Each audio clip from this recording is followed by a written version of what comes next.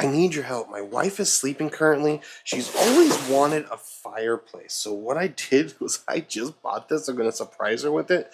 But what do you guys think? I mean, this thing's pretty damn sick. I put some flowers up here for her. It's, all electric. It's not a real fire. Obviously, I can put my hand in there. It's all just fake. But it looks pretty damn good. And it does actually have a heating source. So down there, I mean, that bitch is hot as hell.